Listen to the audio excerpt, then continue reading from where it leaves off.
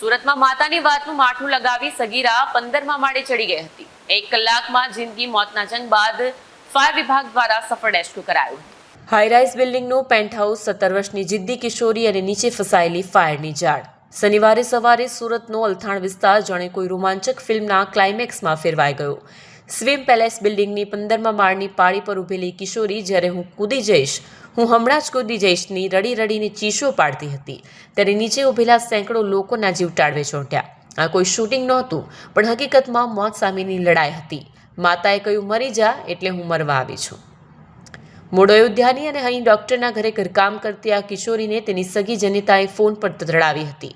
ઝઘડામાં માતાના મોઢેથી નીકળેલા વેણ, તું મરી જા તો સારું, એની વાતથી દીકરીને માથું લાગ્યું આવું। માતાના કઠોર શબ્દોને સાચા સાબિત કરવા 17 વર્ષની છોકરી બિલ્ડિંગની છત પર પહોંચી ગઈ। જ્યારે કિશોરી પાળી પર ઊભી હતી ત્યારે તેને પાછી વાળવા માટે બિલ્ડિંગના વડીલો હાથ જોડીને તેને વિનંતી કરી રહ્યા હતા। એક દાદાએ લાડ લડાવતા કહ્યું કે બેટા, તું તો રોજ આરતી કરે છે, તું મારી ડાઈ દીકરી છે, એકવાર મારા પર ભરોસો રાખીને નીચે આવી જા। તો બીજી તરફ તેના મકાન માલિકે તેને પરત વાળવા કહ્યું, જો તું નીચે આવીશ તો તારા લગ્નની બધી જવાબદારી અમારી, અમે તારા ધામધૂમથી લગ્ન કરાવીશું, પણ પ્લીઝ આવું ન કર। વેસુ ફાયર સ્ટેશનની ટીમ જ્યારે હાઇડ્રોલિક લિફ્ટ લઈને પહોંચી ત્યારે કિશોરી વધુ ઉશ્કેરાઈ ગઈ। તે સતત કહેતી હતી કે જો કોઈ નજીક આવશે તો તે કૂદી જશે।